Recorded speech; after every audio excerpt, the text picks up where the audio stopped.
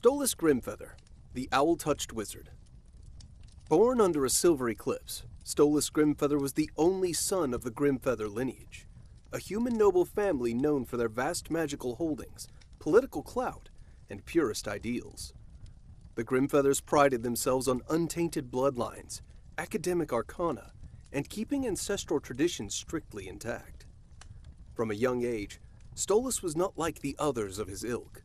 While his cousins obsessed over court politics and public etiquette, Stolas would sneak away into the moonlit gardens to listen to the hoots of owls or trace constellations with ink-stained fingers.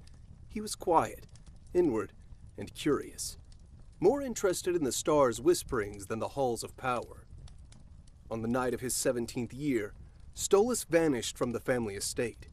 He had discovered an ancient rite hidden in a banned tome, the ritual of the totemic soul, a forbidden practice believed to be primitive and heretical among the highborn.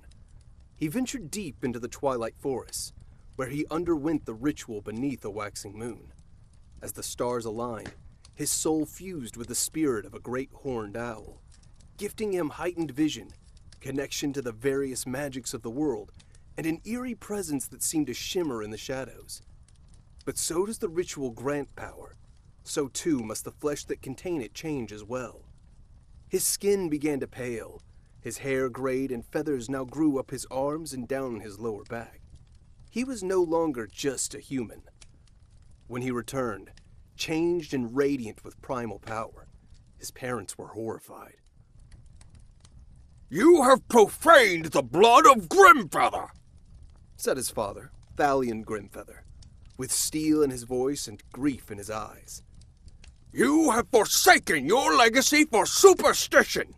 I now name you stranger, and may your face ever fade from my memory. Now be gone, and never return to this place." His mother, Lady Mirlith, tearfully turned away. Rumors spread that the owl spirit had marked him as a future death seer, an omen of doom in some arcane circles. In a cruel twist of nobility, his parents did not disown him for hatred, but out of fear. A prophecy once foretold that a child of House Grymfeather, marked by feathers not their own, would herald the fall of their legacy. Superstitious and desperate to protect their legacy, they stripped him of his title and inheritance. He was exiled under a moonless sky. Wandering without coin or clan, Stolas wandered the forgotten roads until he came across a peculiar wizard who lived beneath a standing stone known as the Skyroot Monolith. The wizard was ancient, bearded, and bore a name as strange as his cloak. Magnus Artemisi. Under Artemisi's tutelage, Stolas studied astrology, herbology, and geology, as well as the elemental branches of fire, wind, ice, and earth magic. After many years under Artemisi's tutelage, Stolas set out to forge his own path in the arcane. Artemisi let him go, but left him with these words. "Do not win by force. What can be won with a sharper mind?" Years later, with his magic matured and his bond with the owl spirit stronger than ever, Stolas purchased a decaying, vine-covered tower at the edge of the bustling town of Eden. Locals warned him that the tower was haunted, cursed even, but Stolas found it charming.